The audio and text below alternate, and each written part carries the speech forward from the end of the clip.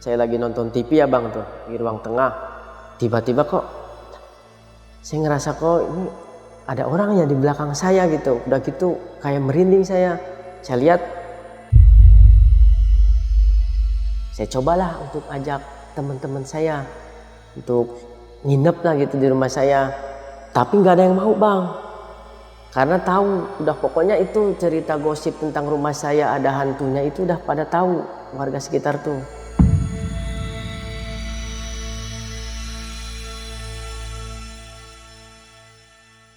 Assalamualaikum warahmatullahi wabarakatuh. Halo teman-teman semua, selamat datang kembali di channel YouTube Badru Caps Lock. Ketemu lagi sama gua Adit yang akan menemani kalian nih mendengarkan cerita pengalaman horor yang dialami oleh tamu kita hari ini. Oke, nggak perlu lama-lama lagi, langsung aja kita kenalan dengan tamu kita hari ini. Halo Bang. Ayo, iya bang, halo. Siapa namanya nih Bang? Saya Irfan Latif dari Pondok Kelapa, Jakarta Timur. Oh, dari Jakarta Timur. Iya betul bang. Nah ini kejadiannya pengalaman yang Bang Irfan alamin di Jakarta Timur atau di mana? Oh bukan bang, jadi pengalamannya itu saya di Kuningan, Jawa Barat. Oh, Dan Kuningan, itu Jawa kejadiannya juga udah lama. Oke, tahun berapa itu Bang? Kira-kira waktu itu saya masih SMP tahun 2007 lah. Oh, tahun 2007. Iya betul sekali. Oke, siap. Tahan dulu Bang Irfan ya. Oke, buat teman-teman semua jangan lupa juga nih yang punya pengalaman horor langsung hubungi nomor admin ini nih. Jangan disimpan aja, langsung kita merinding syahdu di sini bareng-bareng. Nggak perlu lama-lama lagi, langsung aja kita merinding syahdu. Wah.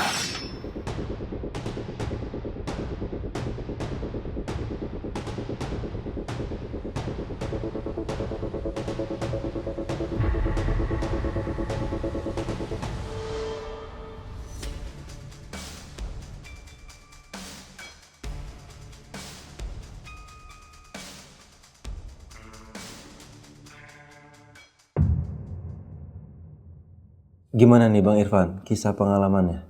Jadi kan kisah pengalamannya itu kan udah lama ya bang. Waktu itu saya masih duduk di bangku SMP. Oke. Saya tuh lahir tahun 1991. Nah tahun 2007 waktu saya SMP itu bapak saya kan usahanya di Jakarta nih. Punya warung nasi, merantau. Paling kalau pulang tuh kalau ada keperluan doang. Pulang atau 2 bulan sekali lah pulang.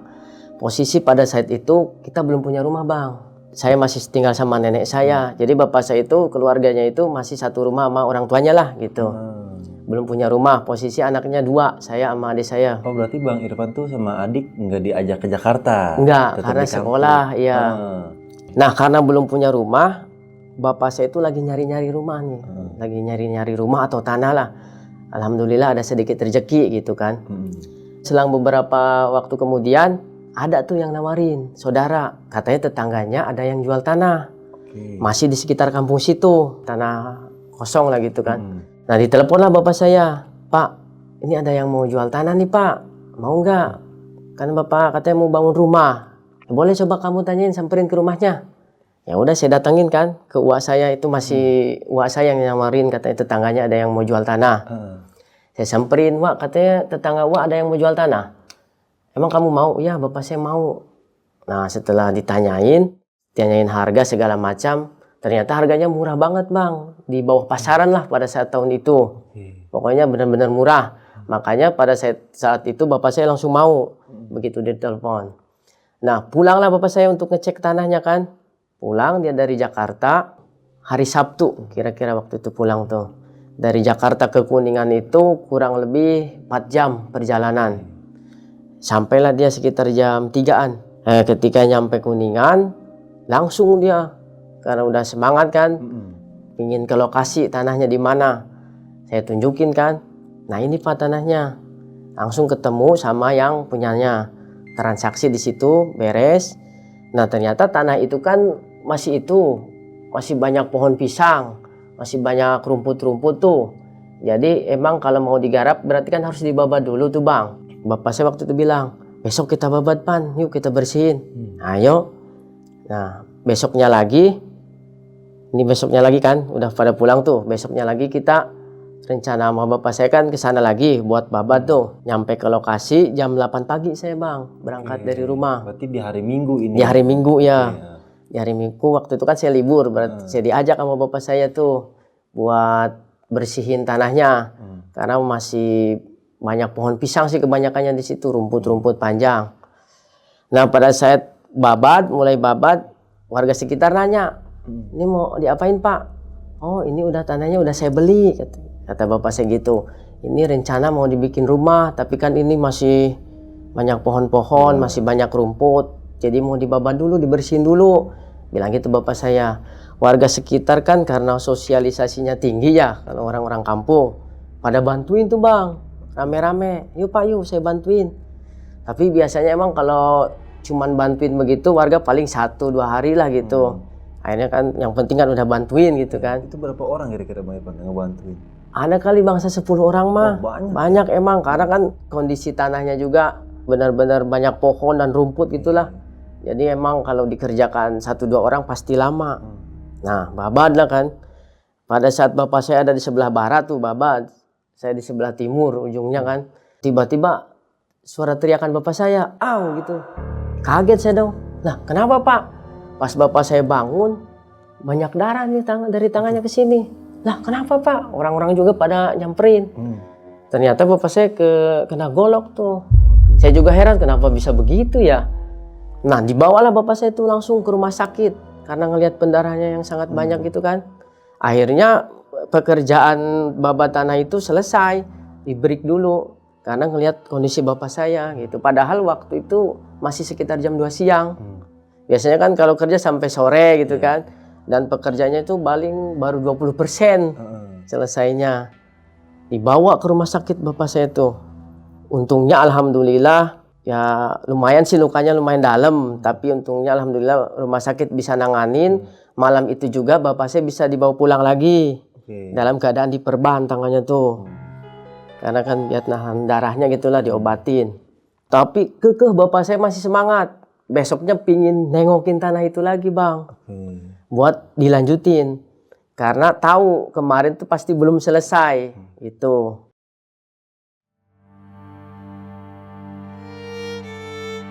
Nah besokannya lagi kan bapak saya nengokin lagi tuh tanahnya yang habis dibeli tuh yang kemarin belum selesai dibabat.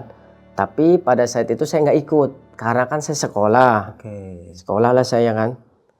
Baru pulang dari sekolah saya lihat ada bapak saya. Lah Pak enggak itu gimana urusan tanah kata saya gitu. Nah itu dia Pan. Sebenarnya bapak sih pengen cepet-cepet selesai nih kelar kan. Biar cepat bersih tanahnya kemudian biar kita mulailah progres pembangunan rumahnya gitu. Cuman kan bapak ini tangan masih sakit kata dia gitu. Bagaimana kalau kita cari orang aja yang kerja? Lah emang warga kampung, warga sekitar nggak ada yang bantuin lagi. Ya kan nggak enak masa kan namanya orang bantuin mah kan paling cuman sehari gitu. Ya udah, ayo kita ke lokasi kata saya gitu. Ke lokasi lah saya sama bapak saya, ke lokasi tanah lagi. Nah bapak saya manggil salah satu warga di situ. Mang, tolong dong cariin yang kerja. Ini kan belum selesai nih tanah saya masih banyak rumputnya, masih banyak pohonnya. Saya pengen cepet-cepet beres nih. Ada nggak ya yang mau kerja gitu? Nanti dibayar lah gitu. Soalnya tangan saya masih sakit. Itulah kata bapak saya. Oh baik kata warga yang bapak saya minta tolong tuh. Dicarikanlah kan orang di sekitar situ yang biasa kerja serabutan atau bagaimana lah. Dapatlah tuh Mang Ujang sama Mang Dadang. Datanglah ke hadapan bapak saya. Mang Ujang, Mang Dadang, bisa nggak ini? Tolong kelarin pekerjaan saya tuh supaya tanahnya bersih gitu kan, babat. Oh baik Pak. Udah kan tuh dapat tuh, mulailah langsung hari itu juga bekerja tuh mereka. Kita pulang lagi nih ke rumah karena udah dapat yang kerja kan, tenang alhamdulillah kan. Pulanglah saya sama bapak saya ke rumah. Berarti hari itu langsung dikerjain tuh? Langsung dikerjain walaupun udah sore lah, udah menjelang sore. Langsung dikerjain. Besoknya lagi, bapak saya kan penasaran, udah selesai belum nih? Karena dari rumah ke lokasi tanah lumayan lah. Walaupun jalan kaki lumayan jauh. Besoknya lagi ke sana lagi saya jam 8 pagi. Tapi saya nggak ikut, bapak saya aja. Karena kan saya sekolah tuh. Sekolah lagi saya. Pulang dari sekolah, ketika sampai rumah, lah ada bapak saya lagi. Saya tanya, lah Pak kok nggak di tanah, di lokasi tanah? Emang udah selesai kerjaannya? Saya gituin kan. Nah justru itu Pan, yang kerjanya nggak datang, katanya sakit. Dari info dari warga sekitar. Mang Ujang sama Bang Dadang, iya katanya sakit. Lah sakit kata saya gitu. Iya, Bagaimana kalau kita samperin Pan, bener nggak sakit? Sekalian kita tengokin lah, nggak enak kan habis kerja di kita sakit mereka. Ya udah ayo Pak. Saya juga belum makan belum apa tuh pulang dari sekolah, langsung lah saya ikutin maunya bapak saya. Ya turutin ikutlah ke tempat Mang Ujang sama Mang Dadang, nengokin. Sampainya di rumah mereka, iya benar ternyata Bang, sakit dua-duanya. Awalnya kita ke rumah Mang Ujang nih, lagi tergeletak aja kan, ada istrinya, kita tanya Mang Ujang kenapa Mang Ujang? Nah itu dia Pak, semenjak pulang dari yang kerjaan babat tanah tuh di tempat bapak, tiba-tiba punuk saya sakit banget gitu, semalaman nggak bisa tidur, terus disusul meriang menjelang paginya. Ya udah saya makanya mohon maaf Pak, nggak bisa lanjut kerja lagi kayaknya kalau belum sehat gitu. Aduh, sama Mang Dadang juga seperti itu sakitnya, persis sakit punuk dulu kemudian disusul meriang. Kita belum menilai kenapa ada apa gitu ya, cuman lah kebetulan mungkin gitu ya, sakitnya sama. Ya udah akhirnya pekerjaan tertunda lagi. Bapak saya sih sedikit kecewa, tapi ya mau gimana kan, namanya orang sakit. Ya udah kita ke lokasi tanah lagi kan, setelah nengokin kedua yang kerja di bapak saya tuh. Berdiri aja kita di situ. Gimana nih Pan? Bapak tangan masih sakit. Bapak tuh pingin buru-buru selesai nih, biar beres langsung. Terus Bapak bisa ke Jakarta kalau udah beres ini mah. Nyusul ibu kan, ibu kamu kan kasihan di Jakarta. Jadi posisi ibu saya tuh di Jakarta sendirian kan, karena ditinggal Bapak saya pulang untuk urusan tanah ini. Saya juga mikir kan, iya juga ya, gimana ya Pak? Ya udah Pak, coba cari pekerja yang lain. Ya udah, tapi siapa ya? Bingung kita kan. Ya udah besok aja kali ya kita cari pekerja yang lainnya. Nah, kita pulang lagi tuh dalam keadaan gak ada progres lah. Tanah masih belum benar-benar beres, masih sekitar 80%-an. Pulanglah kita, pulang biasalah di rumah ngapain lah gitu kan. Nah pas sampai rumah jam 8 malam tuh saya lihat bapak sih di luar ngapain tuh ya, lamun mulu. Saya takutnya dia mikirin tanah mulu kan. Saya samperin kan ke rumah ke depan. Lah Pak kenapa bengong terus? Mau saya bikinin kopi? Enggak, tadi Bapak habis ngopi. Enggak, ini Pan, Bapak heran nih sama sakitnya Mang Ujang sama Mang Dadang. Heran kenapa Pak? Coba kamu deh pikirin. Kok sakitnya bisa sama gitu? Udah gitu baru kerja beberapa jam udah sakit. Bapak kan tahu mereka padahal selain pekerjaan itu pernah kerja berat-berat juga. Ya juga sih Pak. Tapi mungkin kebetulan aja kali Pak, mungkin dia karena kondisinya lagi lemah, kurang atau fit lah kurang ya. fit ya, nggak stabil gitu. Nggak begitu deh kayaknya Pan. Kemarin kelihatannya seger. Terus gimana Pak buat planning besok? Saya katanya gitu kan. Ya besok kita kesana lagi lah. Bapak penasaran nih kalau belum selesai. Pokoknya Bapak pingin itu segera selesai tuh, minimal bersih dulu, baru gampang ditinggal ke Jakarta juga Bapak udah tenang. Ya udah terserah Bapak, dah kan ya. Tapi di situ Bapak cerita nggak kok bisa sih kena golok gitu Bang Irfan? Ya enggak sih, dia kayaknya lebih ke melamun sepertinya begitu. Dia nggak ada cerita kejanggalan apa-apa, lebih kena golok gitu dia juga. Ya udah namanya kecelakaan mungkin gitu. Ya emang kalau dipikir secara runtut juga emang habis kena golok tiba-tiba ada yang sakit waktu pengerjaan tanah itu. Saya juga mulai berpikir dari situ, aneh gitu ya. Apalagi dari mulai semenjak tanah itu dijual murah gitu. Nah seiring berjalannya waktu, alhamdulillah lah dapat kerja lagi, dapat yang kerja lagi kan, beres tuh bersih. Bapak sih juga udah bersyukur alhamdulillah ternyata beres juga Pan gitu kan ngomong ke saya. Berarti kan tinggal pembangunan nih Pan. Bapak mau cari tukang nih. Akhirnya bapak saya manggil kan tukang melalui Pak RT. Pak RT kan yang tahu tuh, RT sekitar situ. Dicarikanlah tukang buat siap untuk bangun rumah. Nah dapatlah tukang. Kemudian bapak saya ya udah semuanya udah beres, tukang udah ready untuk siap memulai start bikin pondasi nantinya sampai bangun rumah selesai. Tukang udah siap, berapa orang yang kerja, yang ngatur Pak RT. Kemudian saya juga paling cuman menginfokan ke bapak saya, ini Pak rumah udah sampai sekian persen, ini udah begini rumah. Berangkatlah bapak saya ketika tukang-tukang udah siap, sambil dimulailah pekerjaan rumah.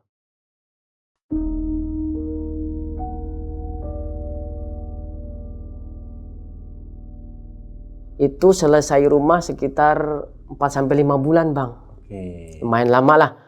Karena kita akses buat belanja material juga kan lumayan jauh tuh. Kita kan di pedalaman perkampungannya juga. Jadilah rumah. Cuman bapak saya itu waktu itu rumahnya dibikin 2 lantai bang. Oke, 2 lantai. 2 lantai, 2 kamar bawah dan 2 kamar atas. Tapi untuk finishing di atas belum selesai. Saya juga nggak tahu apa terkendala biaya apa gimana. Cuman ya sedikit lagi lah, paling 10% lagi tinggal di keramik doang. Nah itu nggak lanjut tuh. Cuman untuk bagian lantai atas belum. Nah ketika udah selesai rumah nih, beres semua. Pulang kan bapak sama ibu saya tuh. Syukuran lah kita, alhamdulillah punya rumah kan. Pindahan lah kita, syukuran. Tapi rumah itu tuh bang, walaupun sudah beres, jarang ditempatin. Artinya masih sering kosong. Kenapa begitu? Ya karena kan posisinya orang tua saya masih sering ke Jakarta. Iya, usaha Jualan di sana. usaha di Jakarta. Dan saya belum berani tuh bang karena masih SMP untuk tinggal di rumah. Apalagi rumahnya cukup lumayan gede lah untuk ukuran di kampung. Jadi saya masih takut lah, belum berani. Saya masih tinggal sama uak saya atau nenek saya kadang gitu. Pindah-pindah aja saya tinggal. Paling sesekali kalau siang saya ke rumah itu. Emang dari awal-awal waktu saya SMP juga tuh kalau siang-siang ke rumah itu udah mulai beda sih auranya juga. Hawa-hawanya tuh beda kayak emang gini ya gitu. Beda dengan kalau kita masuk ke rumah orang lain kan. Kalau yang peka sama hawa-hawa begitu misalkan energi-energi itu pasti tahulah beda gitu ya rasa-rasanya. Tapi ya udahlah saya cuekin kan. Saya juga nggak sering-sering banget karena saya masih takut. Nah barulah setelah sekian lama tuh menginjaklah saya SMA kelas 1. Udah agak gede, saya juga malu kan tinggal terus sama uak. Ya udahlah daripada ngerepotin terus uak, tinggallah saya coba untuk tinggal sendiri di rumah itu. Toh di rumah banyak juga yang bilang nggak apa-apa pan, sayang rumah kan. Tetangga pada bilang gitu. Udah aja kalau ada apa-apa kan tinggal teriak atau apalah. Kalau butuh apa-apa tetangga PRT juga bilang gitu. Misalkan kan kamu banyak temen, minta temenin. Kalau kamu masih takut kan gitu. Oh ya udah ya benar juga kan pikir saya begitu. Ya udah mulai saya tinggal di situ tuh sendirian. Adik saya waktu itu masih SD jadi belum nggak ikut ke saya. Dia tetap masih tinggal sama uak saya atau nenek saya kadang gantian gitu kan. Saya memberanikan diri tuh tinggal di rumah saya sendiri. Ya udah. Tapi setelah ditinggalin ya biasa aja sih bang, nyaman aja untuk awal-awal.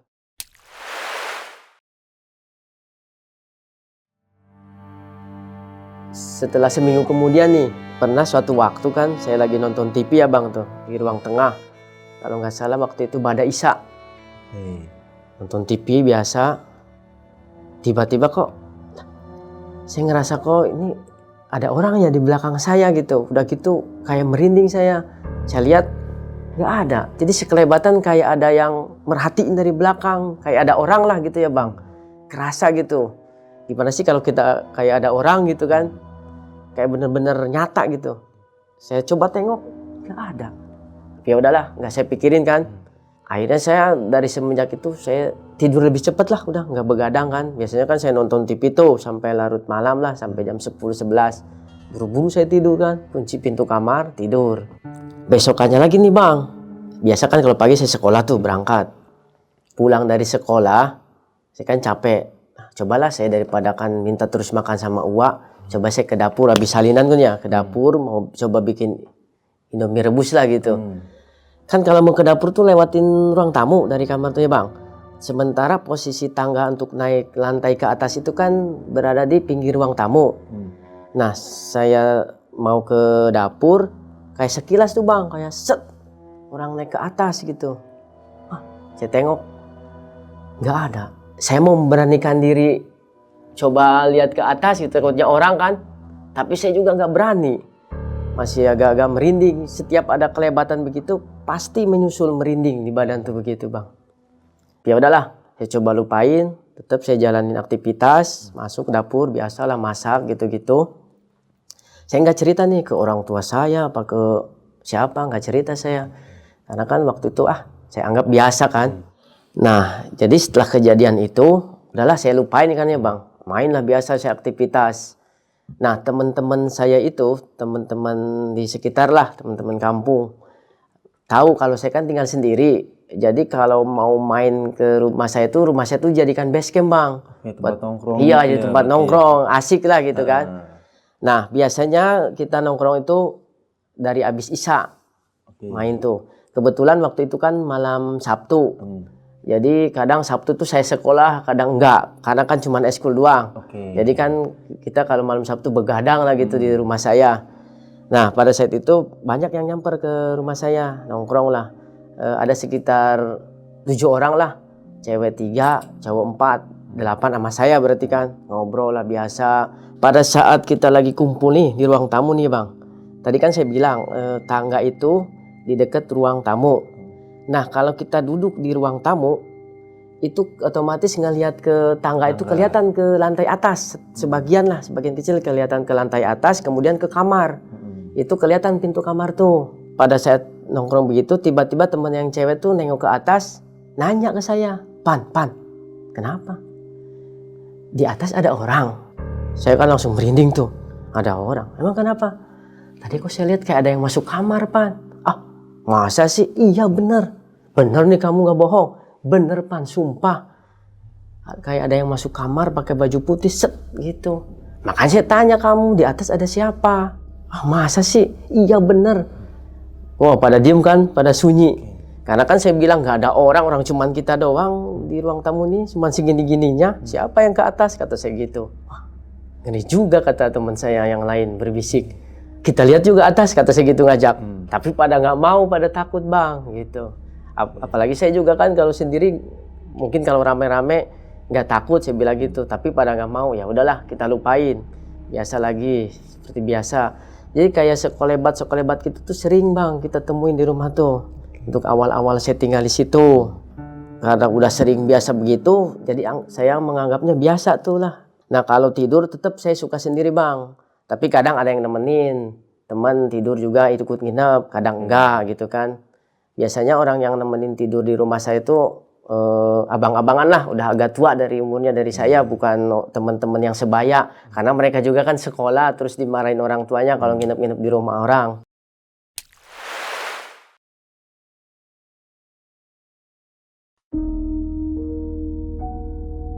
Nah, pernah juga nih suatu waktu nih setelah kejadian itulah beberapa hari lah.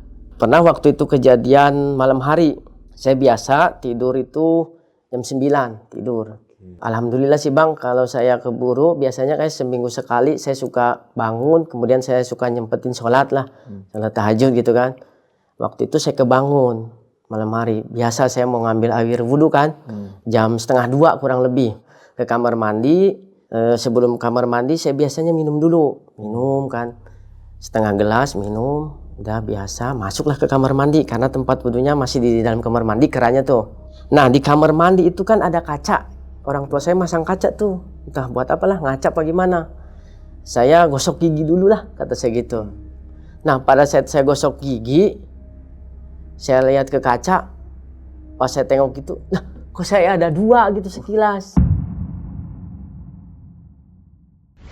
Di belakang tuh kayak saya ada 2. Kaget saya kan, astagfirullahaladzim.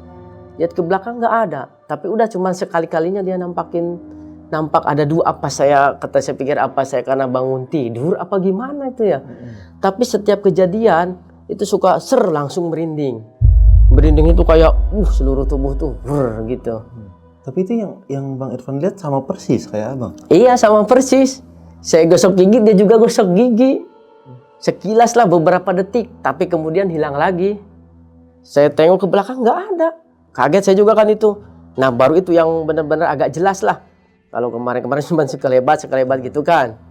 Nah ini baru ini saya agak kaget, dibuat kaget kan. Istighfar lah saya. Padahal kan saya mau sholat kata saya gitu.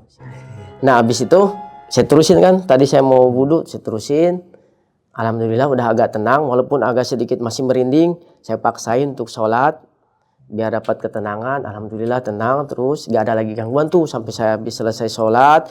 Kemudian tidur lagi, bangun lagi subuh, nggak ada lagi tuh alhamdulillah. Nah habis subuh biasanya saya rutin tuh ngaji 1-2 halaman sebelum berangkat sekolah. Nah udah paginya biasa aktivitas sekolah. Tapi kalau kadang di sekolah tuh saya suka mikir, kejadian di rumah tuh saya suka mikir, rumah itu apa ada hantunya apa gimana ya? Saya suka mikir begitu Bang. Saya tuh pingin sesekali cari tahu lah.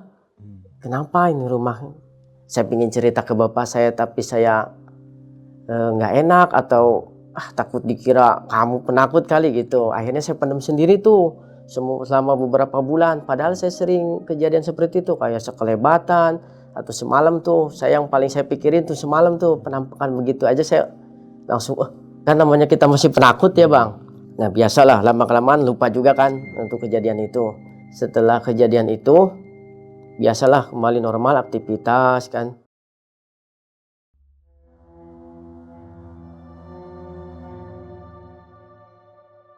Nah di minggu selanjutnya Bang, di hari Jumat malam Sabtu saya telepon bapak saya. Halo Assalamualaikum Pak. Ya Pan kenapa? Pak saya pengen main lah ke Jakarta liburan. Oh kenapa emang? Ya enggak lah pengen liburan aja. Nanti saya minggu balik lagi pas mau sekolah. Main kan 2 hari. Oh ya udah terserah. Kamu coba adik kamu ajak tanyain mau enggak? Ya udah Pak nanti coba saya kabarin lah. Ya kamu nanti naik travel aja berangkatnya biar ongkosnya dari sini aja gitu kata bapak saya. Ya udah. Nah saya tanya adik saya tapi adik saya nggak ikut, dia nggak mau, nggak kata gitu. Di rumah aja. Ya udah berangkatlah saya sendiri hari Sabtu paginya tuh. Naik travel Jakarta. Nah minggu siang tuh saya pulang dari Jakarta kira-kira jam 12-an. Nyampe ke Kuningan itu 4:30 lah kurang lebih. Nah pas nyampe tuh Kuningan beberapa langkah lagi mau nyampe rumah tuh ada yang nanya, ibu-ibu, lah Pan dari mana kamu bawa-bawa tas? Dari Jakarta Bu. Dari Jakarta? Dari semenjak kapan kamu di Jakarta? Kok ibu nggak tahu berangkatnya? Dari mulai hari Sabtu pagi saya bilang gitu. Sabtu pagi? Heran ibu itu. Lah emang kenapa Bu? Bukannya kamu minggu pagi ngaji di rumah kamu? Ngaji? Iya kamu kan suka, saya tuh tiap hari kalau bolak-balik lewatin rumah kamu karena kan ibu itu kan emang kalau pagi tuh kegiatannya kan nggak tahu lah suka ke Empang tuh lewatin rumah saya, suka dengerin saya ngaji gitu kata ceritanya. Bukannya minggu pagi kamu masih ngaji? Ngaji? Saya minggu pagi udah di Jakarta, orang saya berangkat Sabtu pagi, saya gituin kan. Heran ibu itulah.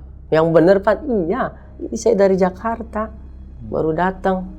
Makin bingung saya juga tuh Bang. Apa benar, apa bohong itu ibu ya? Apa nakut-nakutin saya karena tahu saya tinggal sendiri?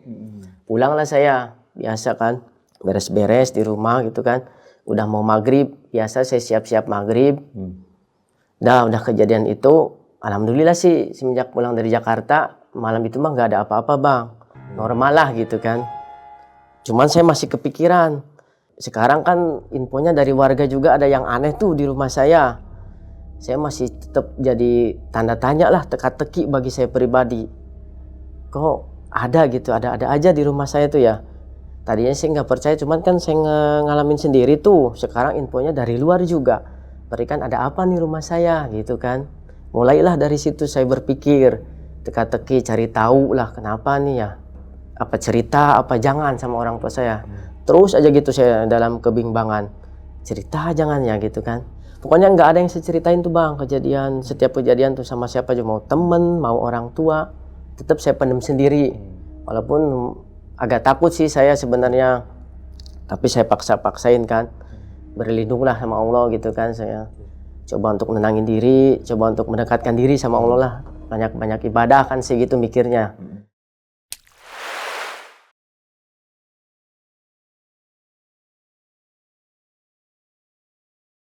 Nah selang beberapa bulan ya Bang dari kejadian itu kan, udah tuh saya udah mulai nggak pikirin lagi lah, bodo amat gitu kan ya.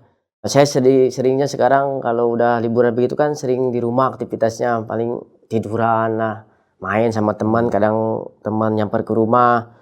Tapi ya alhamdulillah sih rumah mah selalu beres aja gitu kan, walaupun banyak yang main. Karena kalau setiap pagi itu kan nenek atau uas saya itu suka ke rumah saya, entah itu bawa makanan, bantuin beres-beres. Karena kan tahulah sendiri anak cowok gimana sih, nggak begitu peduli lah sama kebersihan. Nah tapi untungnya alhamdulillah uas saya tuh baik-baik orangnya. Nenek saya juga beresin rumah gitu. Yang penting biar terlihat bersih, kalau rumah sering bersih kan awet juga rumahnya kan gitu ya Bang. Nah ada lagi nih kejadian yang aneh juga nih.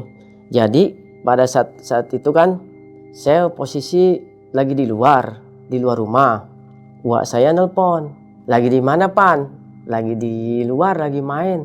Itu di gudang, di rumah kamu di gudang tempat penyimpanan beras, ada beras nggak? Emang kenapa Wak? Wah mau itu dulu lah, minta dulu sedikit gitu kan, mau ngambil beras. Ya udah terserah Wak. Ya udah ayo pulang dulu kamu. Ya udah pulang kan. Nah pada saat itu posisinya Wak saya bawa anak sepupu saya. Dibawa anak sepupu saya masih usia 13 bulan lah, masih kecil, belum bisa jalan ya. Dibawalah ke rumah saya kan. Itu kejadiannya sore, setelah asar, kurang lebih jam 4. Nah, wah saya pada saat mau ngambil itu beras dari gudang, saya juga di dapur. Itulah sama wah saya bareng di situ kan, ngeliatin. Nah, anaknya itu yang umur 13 bulan, ditaruhlah, digeletakin dulu kan, di lantai, di dapur tuh. Jadi dapur, kemudian gudang beras tuh sama lah posisinya di dapur, gudang beras tuh. Ukurannya kecil lah, seperti toilet umum lah gitu, gudang beras ukurannya. Cuman ditutupnya bukan pakai pintu, pakai gorden doang. Pada saat gorden mau dibuka tuh sama wah saya, pas mau ngambil beras, dibuka gorden, posisi anak itu ngeliat ke gudang beras, langsung teriak dia. Saya juga nggak ngerti kenapa teriak kan. Wah, bangun langsung jalan. Kaget dia, nangis, pucat lagi nangis, langsung jalan. Kita juga kaget kan, tuh anak kenapa? Digendong lah cepet-cepet. Wah tadi saya yang lagi mau ngambil beras juga, tempat untuk ngambil berasnya dilempar. Ngejar itu anak kan, yang tiba-tiba bangun lari. Kaget wah saya juga kaget. Diambil, kenapa kamu? Nangis pokoknya dia, namanya anak kecil nggak bisa mungkin ngejelasin kan ya. Cuman saya paham ngelihat apa tadi, karena kan sebelum dia nangis dia ngelihat tuh ke tempat dalam gudang itu. Iya. Emang sih Bang, itu gudang tempat beras itu beda sih hawanya juga. Kerasa masih juga. Udah gitu itu juga nggak ada lampunya lagi kan gudang itu. Makanya suasananya makin, kalau kata saya makin serem aja itu gudang. Nggak ada lampunya, udah gitu berantakan. Atasnya juga kadang banyak kayak sarang laba-laba begitu. Bikin suasana jadi makin mencekam tuh kalau lihat gudang. Itulah yang paling serem kalau menurut saya di rumah saya tuh, gudang beras. Udah gitu ditambah lagi nih anak tiba-tiba nangis kan. Nah, cuman kata uas saya, nah kamu kok tadi bisa jalan ya? Dicoba lagi jalan, bisa, alhamdulillah jalan. Itu kan tadinya pusing uas saya tuh, ini anak kenapa ya susah jalan gitu kan. Agak telat lah daripada umur-umuran balita yang lain untuk jalan kaki. Setelah kejadian itu bisa jalan. Saking kaget mungkin kan ya, refleks gitu otot-ototnya. Akhirnya dia bisa jalan. Nah alhamdulillah kata uas saya, kamu ternyata setelah nggak tahu lah lihat apaan. Karena kan mungkin dia seperti shock sih kalau saya lihat. Kelihatan lah. Anak kecil kan, saya mikirnya udah langsung negatif. Wah pasti nih ngelihat sesuatu. Karena kan namanya pandangan anak kecil kan masih bersih. Jadi masih bisa lah ngelihat lah, kasyaf gitu ibaratnya lah. Berarti masih lelihatan gitu, dia lihat sesuatu lah. Takutnya makin menjadi, nangisnya dibawa sama mama saya tuh ke depan aja, keluar. Biar mungkin kalau dijauhin tuh sama gudang, dia nggak takut lah. Saya ikutin kan ke depan. Karena nangisnya kenceng, kalau Pak RT kan posisinya depan rumah saya tuh. Keluar lah Pak RT kan. Ada apa Pan? Anak ini nih, kata saya nangis. Emang kenapa? Saya ceritain kan kejadian tadi. Pak RT cuma senyum, seolah-olah kayak hal biasa. Saya tanda tanya kan, ya kenapa Pak RT senyum ya, kata saya gitu. Saya langsung mikir kan, saya langsung memprediksi kalau Pak RT itu udah tahu lah hal-hal yang aneh di rumah saya. Habis itu, wah saya pulang tuh, udah dibawa tuh anak itu kan, biar nggak nangis lagi. Walaupun alhamdulillah sekarang udah bisa jalan kan, gara-gara kejadian itu. Karena saya kepikiran dengan tadi sikap Pak RT gitu kan. Malamnya saya langsung ke rumah Pak RT.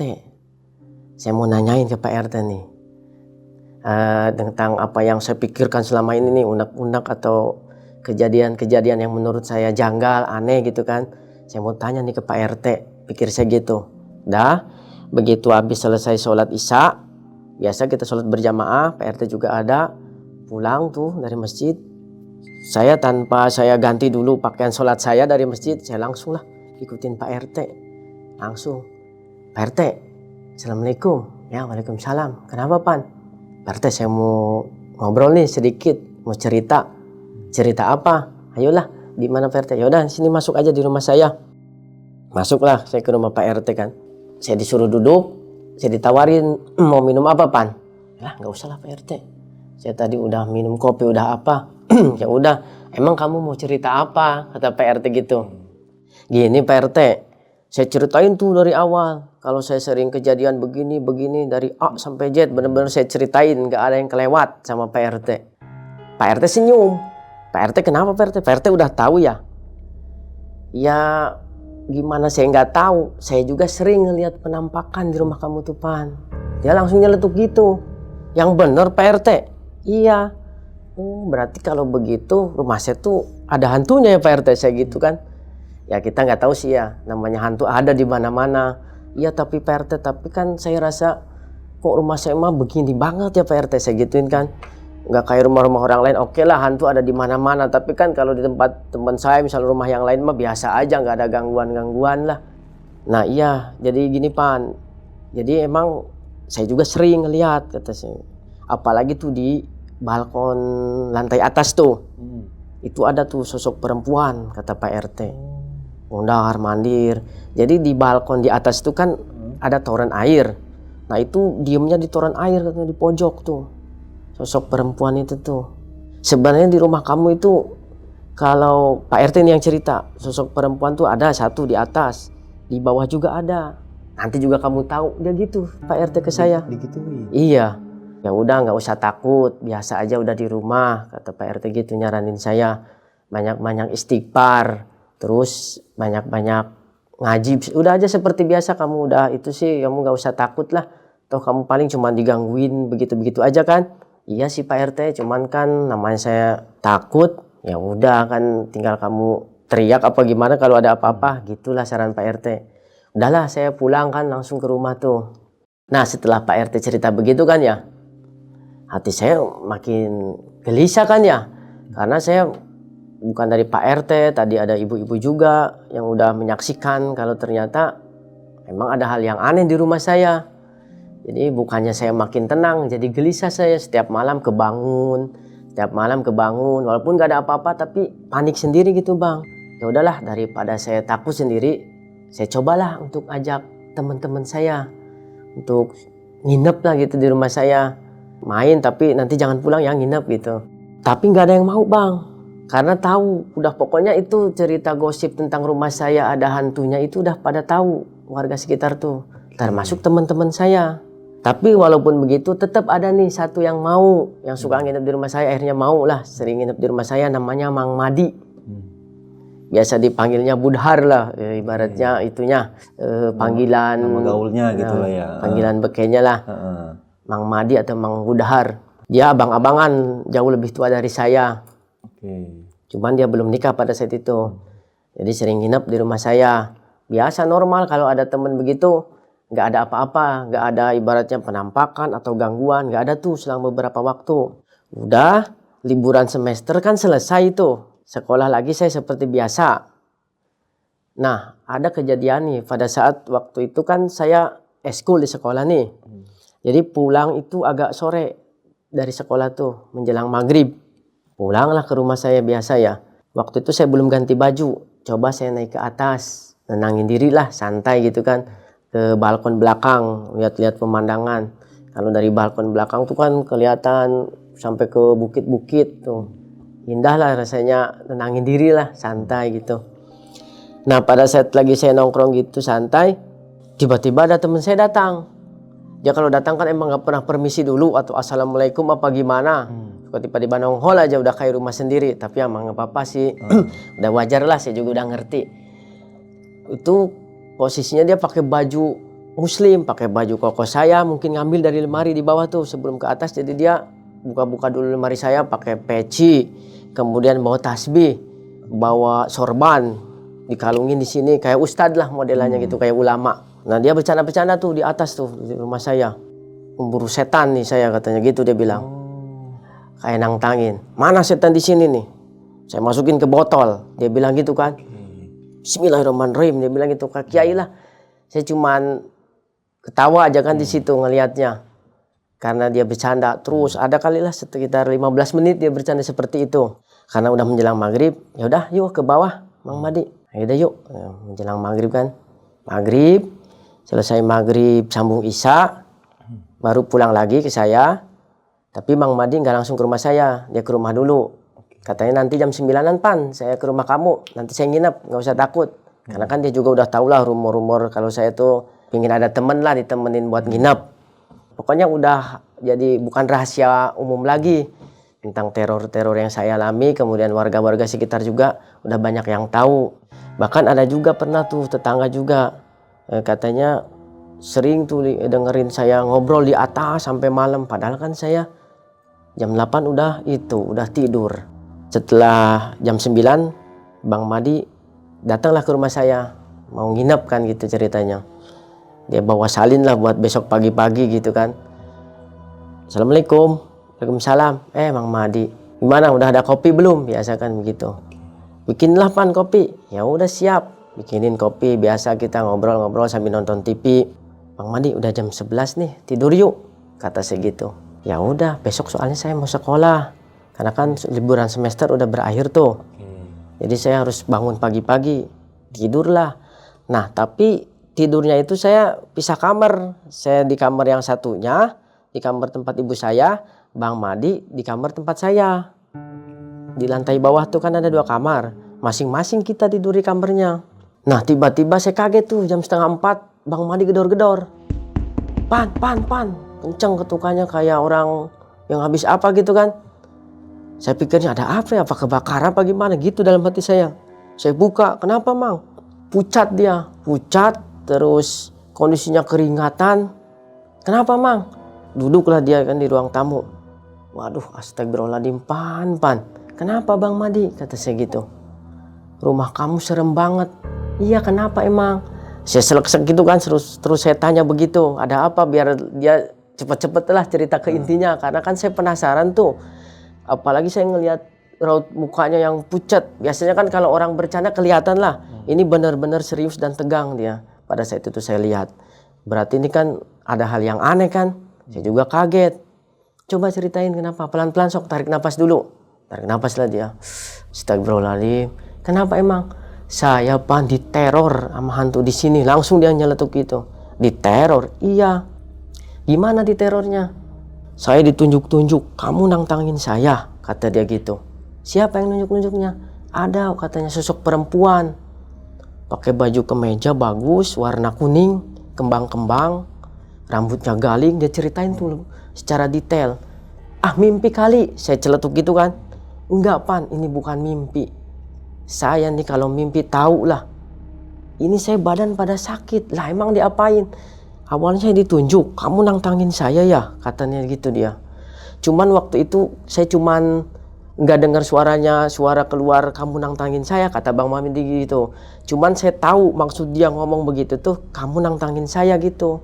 Cuman nggak ada suaranya. Dia bilang begitu Bang Madi. Cuman dalam hati tuh seperti saya tuh tahu koneksinya kalau dia tuh ngomong begitu. Dia cerita begitu. Saya cuma diem aja. Ini Bang Madi beneran gak ya? Tapi ngelihat dari cara cerita dia benar-benar meyakinkan gitu, dan emang sepertinya dia juga shock gitu, trauma. Ya udah, Bang Madi minum dulu. Saya ambil minum kan. Suruh minum dulu, tarik napas. Udah agak legaan lah dia. Nah, di situ saya kesel kan. Teman saya kok diganggu-ganggu dalam hati. Saya ke kamar dulu kan. Saya ke kamar mau persiapan sholat subuh. Kurang lebih 15 menit lagi sholat subuh. Yuk Bang Madi siap-siap sholat subuh. Masuk kamar tuh saya benar-benar jengkel. Saya waktu itu benar-benar nafsu. Dalam artian saya benar-benar jengkel nih sama setan yang tinggal di rumah saya itu. Saat itu saya udah nggak ada takut-takutnya. Saya tantangin lah. Padahal saya ngedumel doang. Mana nih setan yang ada di sini? Gangguin mulu temen saya. Ampun kata saya. Temen saya pada nggak betah di rumah saya. Sini keluar sekalian. Hadapin saya lah sekalian sama saya yuk. Gitu saya bilang gitu. Baru juga mau melangkah nggak bisa dilangkahin kaki saya Bang. Saya juga nggak ngerti setelah saya ngomong gitu. Tiba-tiba saya langsung nge-freeze. Gak bisa bergerak. Seperti saya tuh kayak gimana ya? Kayak diikat. Enggak, disebut diikat. Enggak. Saya tahu badan saya utuh gitu. Gak ada ikatan atau apa. Tapi benar-benar gak bisa digerakin. Mau ngomong padahal Bang Madi posisi ada tuh di ruang tamu. Saya mau teriak. Gak bisa. Mulut saya gigi sama gigi itu nempel. Gak bisa buat mengucap satu kata pun itu. Benar-benar kayak ditangkap dari belakang tuh. Dengan tenaga yang kuat. Sekuat-kuat tenaga orang. Mungkin masih bisa lah buat teriak, buat apa. Ini benar-benar semua seluruh badan, anggota panca indera tuh kayak ditangkap tuh dalam genggaman tuh. Set. Benar-benar gak bisa apa-apa saya. Merinding biasa. Ini gimana ya? Dalam hati, berat banget itu. Gerakin ini gak bisa. Baca-baca juga boro-boro bisa baca-baca kan.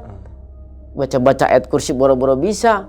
Udah benar-benar saya kayak disebut dierep-erep. Kalau dierep-erep kan biasanya antara sadar dan enggak setelah tidur. Itu kan saya udah bangun. Udah benar-benar seger. Orang udah habis ngobrol sama Bang Madi. Itu yang saya heran. Wah, ini benar-benar kan saya pikir gitu. So, ada sekitar 15 menit tuh saya nggak bisa gerak. Bang Madi gak mau ke kamar. Saya pikir kan Bang Madi ngelihat saya lama masuk ke kamar gitu kan biar tahu. Tapi enggak, dia malah tetap aja di ruang tamu. Nggak tahu kejadian saya begitu. 15 menit kemudian saya gitu kan secara paksa Bismillahirrahmanirrahim saya gitu. Cuman emang nggak terucap Bismillah karena kan intinya masih rapat gigi saya juga. Saya coba buat ngelepasin diri, barulah bisa. Baru saya di situ makin yakin. Oh, ternyata benar di rumah saya itu emang ada hantunya. Saya langsung gitu. Langsung saya ceritain lagi ke ruang tamu ke Bang Madi. Heran juga Bang Madi. Masa Pan? Iya, kamu gak mau ke kamar, bukan tolongin saya. Lah saya nggak tahu, kata Bang Madi. Udahlah, buru-buru kan kita ke masjid. Biar udahlah kita lupain. Tapi tetap saya masih kepikiran tuh. Akhirnya kita ke masjid, sholat berjamaah bersama kan. Subuh lah kita berjamaah, saya sama Bang Madi. Saya ajak paksa Bang Madi kan. Biar hati kita tenang kan akibat kejadian itu. Setelah sholat subuh berjamaah, pulanglah kita ke rumah masing-masing. Bang Madi juga pulang. Bang Madi terasa masih seperti dia, gimana ya, saya lihatnya juga kasihan saya juga kan. Saya juga kesel.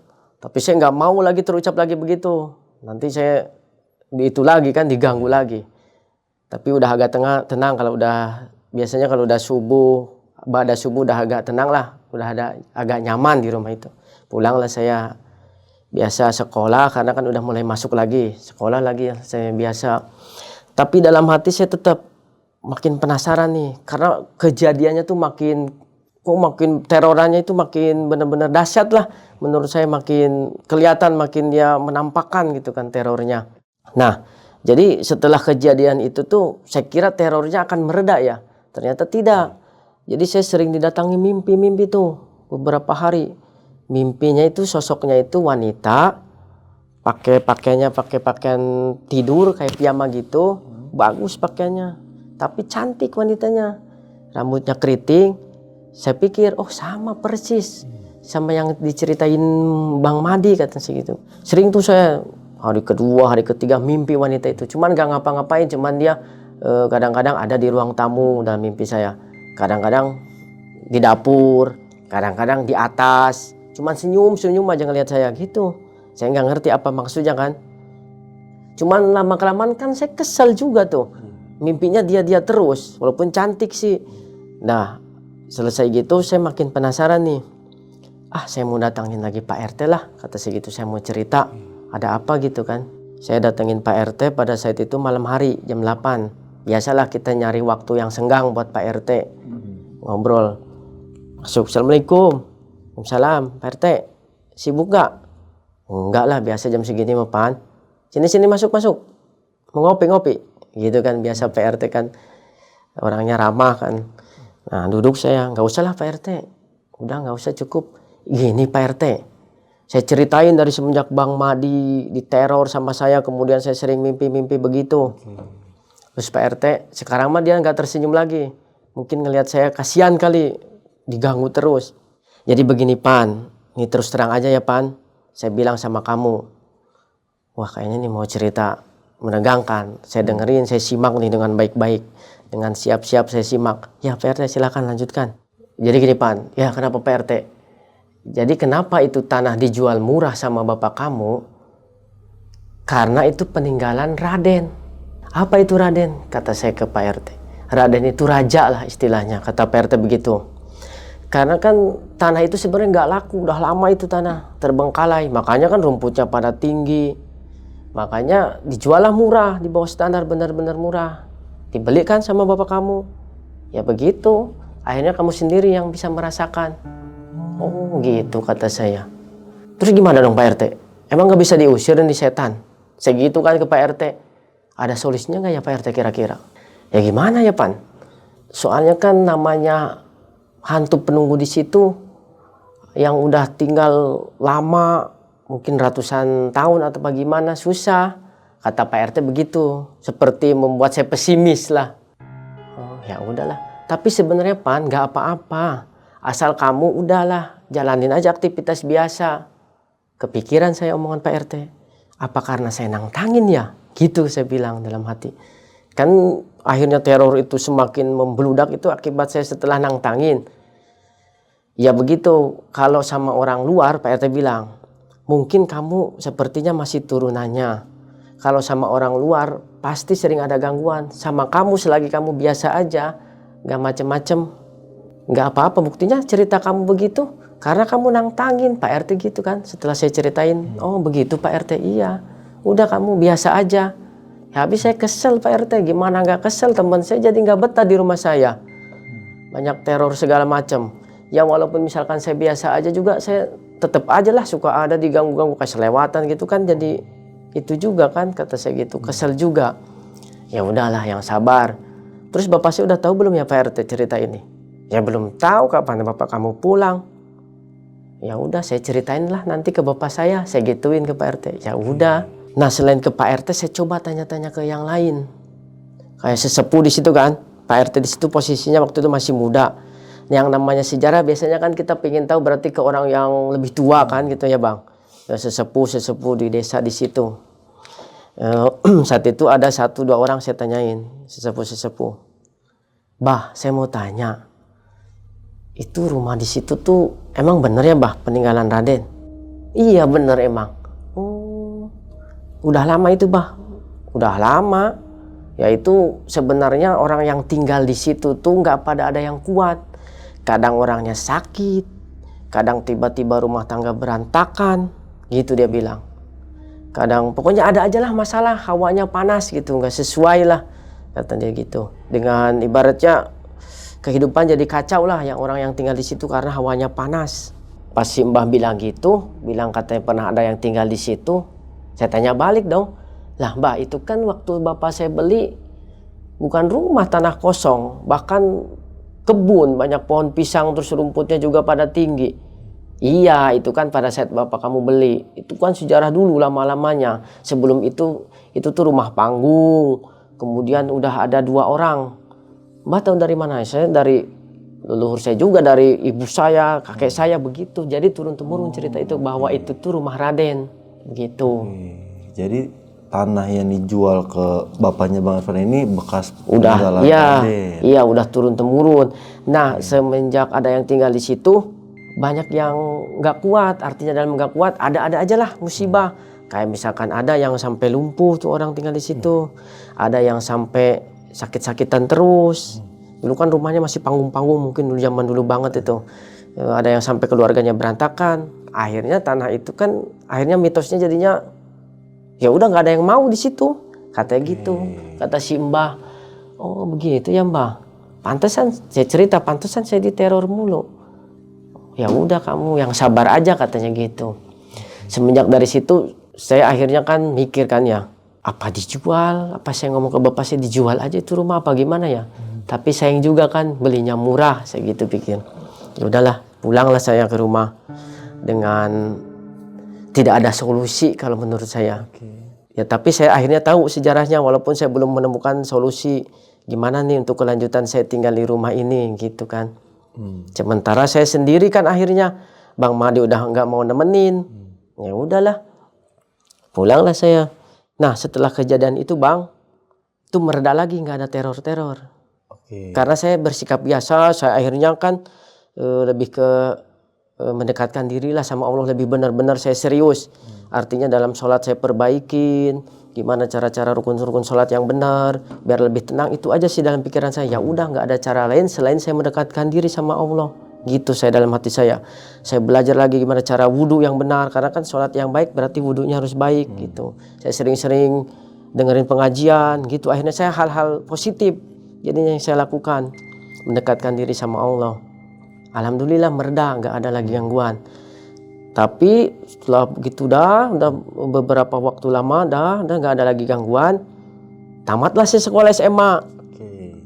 Nah, bapak saya waktu itu nyuruh saya, kamu udah tamat sekolah ke Jakarta aja, Pan. Kamu mau nggak ngelamar jadi TNI? Gitu. Bapak saya nawarin ngelamar jadi TNI waktu pada saat itu. Berangkatlah ke Jakarta saya ceritanya. Dah dilupakanlah rumah itu, ditinggalin bener-bener kosong.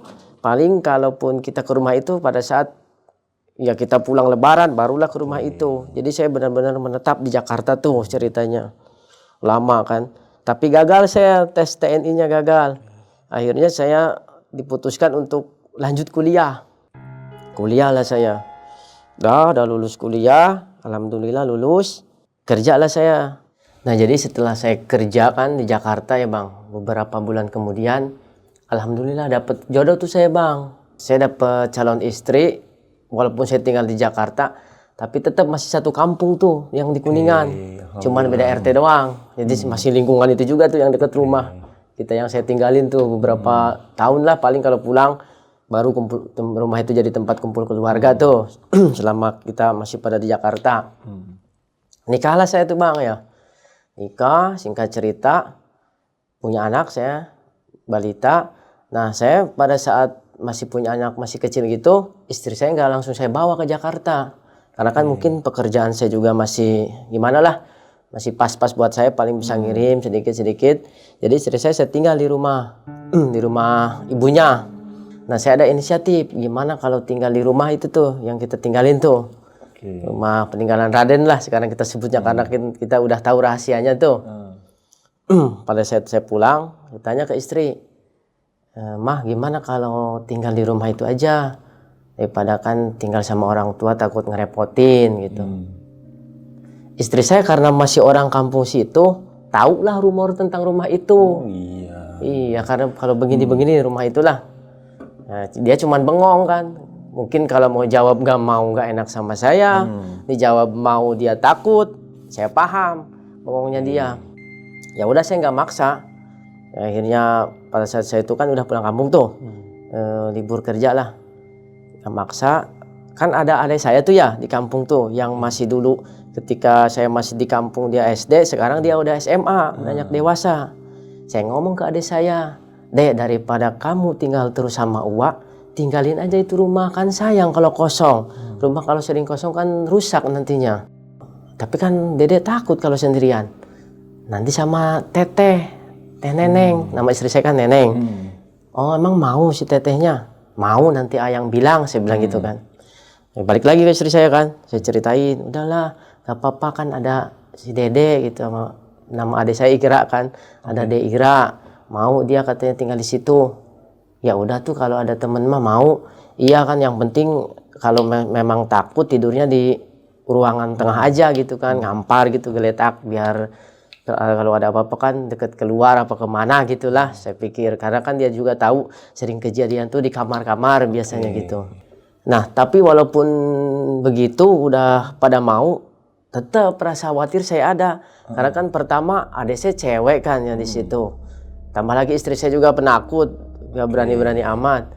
Ya paling solusinya saya kasih arahan atau saran sama mereka, kalau ada apa-apa Pak RT aja, langsung ke Pak RT apa gimana lah. Tapi insya Allah lah, yang penting pada rajin sholat di rumah gitu aja.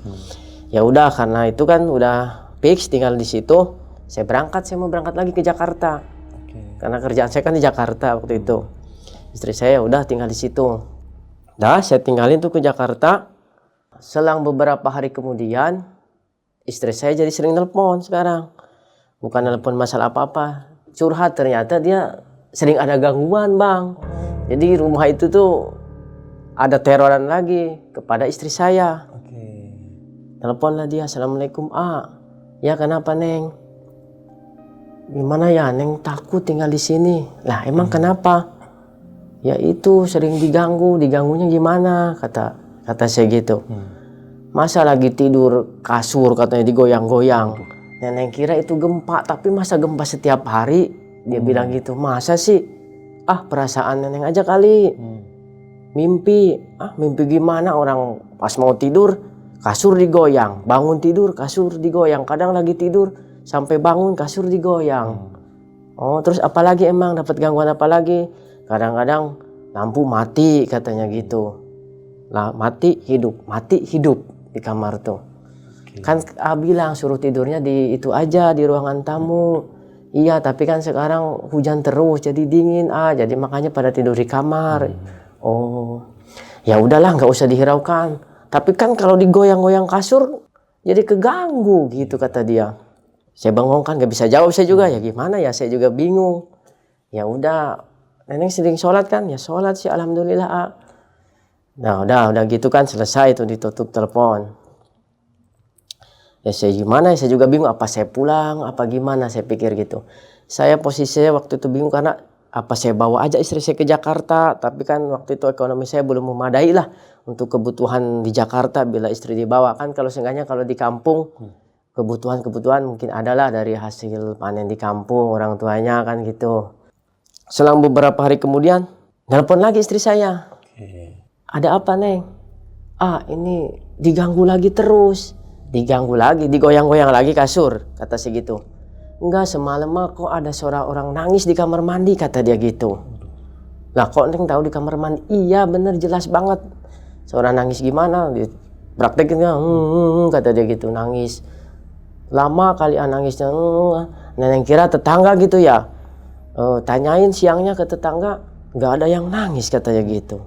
Nah jadi setelah istri saya sering ngadukan gitu ya, pusing kepala saya juga pusing, sering pengaduan begini-begini. Alhamdulillah tuh saya ada sampingan pekerjaan lah, ada tambahan hasil. Saya pikir cukup lah ini buat bawa istri saya ke Jakarta lah buat kebutuhan, misalkan kontrak sendiri gitu. Tadinya kan saya sama ibu saya tuh untuk tinggal, walaupun saya kerja saya pulangnya ke tempat ibu saya, tempat dagang. Nah saya sekarang insya Allah lah bisa buat mandiri, saya pikir gitu kan, kontrak sendiri, nanti saya bawa istri.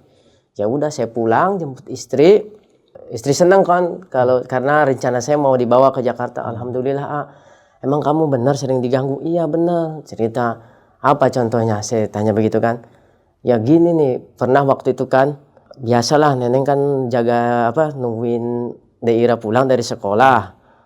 Nah pada saat mau nidurin si Dede, anak saya tuh yang kecil tuh masih umur 11 bulanan lah. Datanglah Deira pakai baju pramuka masuk rumah, di depan TV kayak mau buka baju gitu kan. Dede udah pulang.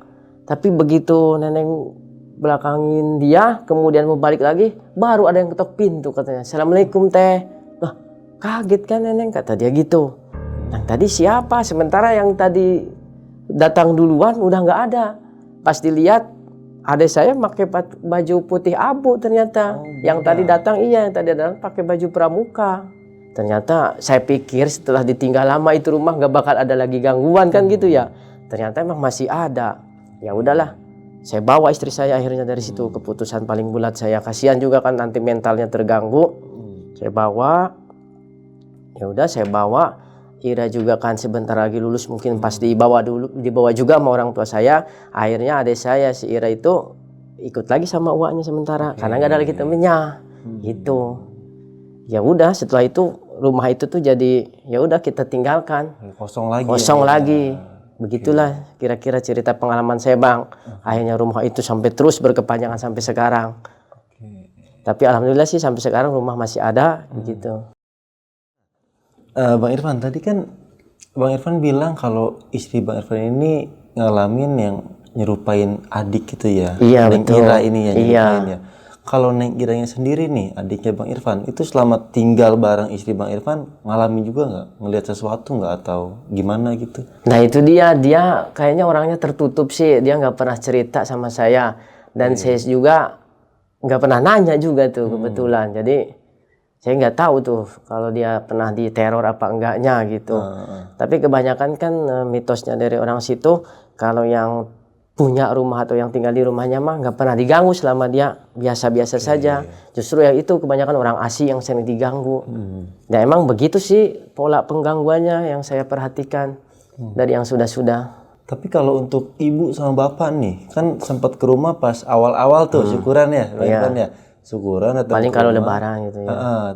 Lebaran pulang ke rumah, itu nggak pernah ada gangguan yang bapak dan ibu alamin?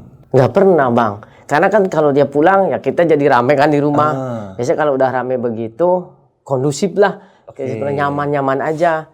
Udah gitu kan mereka tidak pernah lama bang, paling seminggu, paling lama sebulan lah berangkat lagi.